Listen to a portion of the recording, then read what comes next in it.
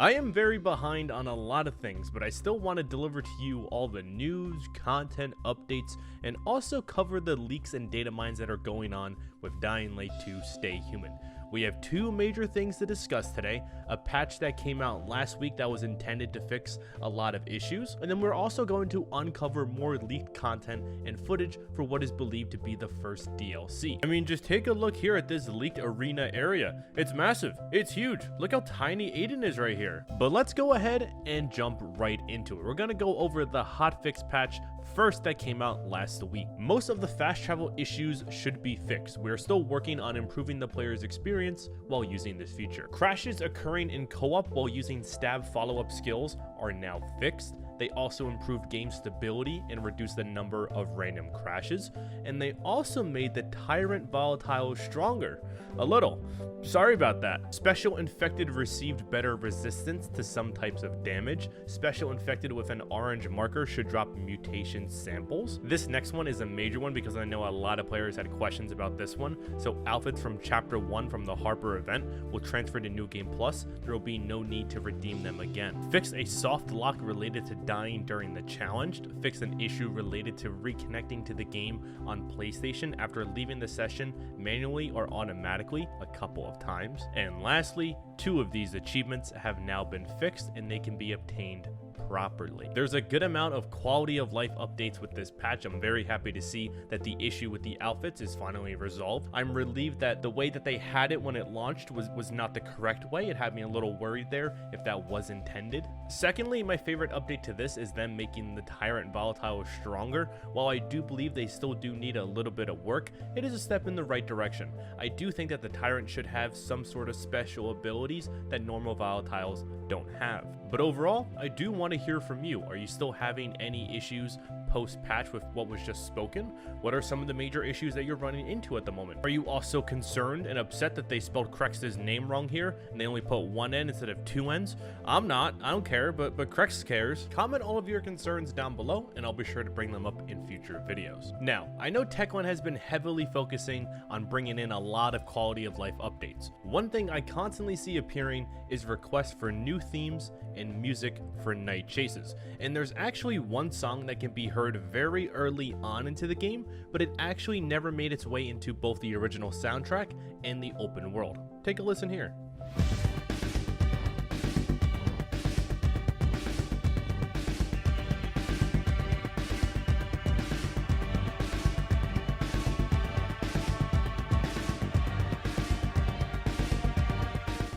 Adding in some of these songs into the chase music pool would be a great addition. We do know that the composer is working on a lot of new and different themes and scores to update the quality of life for Dying Light 2, so maybe that song can make its way when that occurs. It's possible that when the first DLC drops, that all of this is part of a quality of life update. That could happen. But speaking of the first DLC, we are now moving on to the leak. So possible major DLC 1 spoilers ahead. You have been warned. The ultimate data mine from Bub that probably has Timon going into monk mode will now be uncovered. In one of our previous videos, we discussed a huge data mine that uncovered a lot of files and references to something called Opera. Opera is believed to be an arena wave horde mode that takes place during the first Dying Light 2 DLC. The first DLC is slated to come out in September, and there isn't much information out there regarding it. What we do know is that you can play it after the prologue and before the epilogue. And also in an interview that I did with Timon, he did say that you will be visiting a completely new area as you do your playthrough of the story DLC. And for the past month, maybe 2 months, each time there is an update or hotfix for Dying Light 2, data miners are able to go in, look at the files, and analyze. And they have been noticing some major changes, and one of the biggest data miners, Bub, he was actually able to put together a majority of these files and help us get a glance on what to expect with the first DLC. You can go ahead and find his full video in the description. Tell him Oni sent you or something. It starts out by getting a little walkthrough in first person. It looks very much like a centralized hub, PK flag over there to the left, and a lot of decor. And looking at it from the outside, this arena is massive. There is a lot to see. They really put in a lot of detail, which is why it's leading me to believe that this is in fact content that will be coming to us later down the road. I can't wrap my head around content like this being cut using all the data and information that we have. I mean, it's been established over and over that these files are slowly starting to appear in each update that we get. I do think that this is coming. In this shot, we can actually see how big the arena is when comparing it to the fisheye blimp and also the PK Citadel that we see from a distance. We then get some dialogue about Aiden's first interactions with this new area. Something occurs, Aiden passes out, and he wakes up either near the arena or inside the arena. It's unclear right now. But once he makes his way into the arena, Aiden hears the crowd, he hears the tension. People are waiting for a fight to happen. The opera house that Aiden finds himself in is home for Astrid, a new character that will be appearing, and then a fight occurs. In addition to Astrid, there are 3 more main characters that will be appearing: Skullface, Ogar, and Shiro. Skullface is the strongest gladiator that resides in the opera house.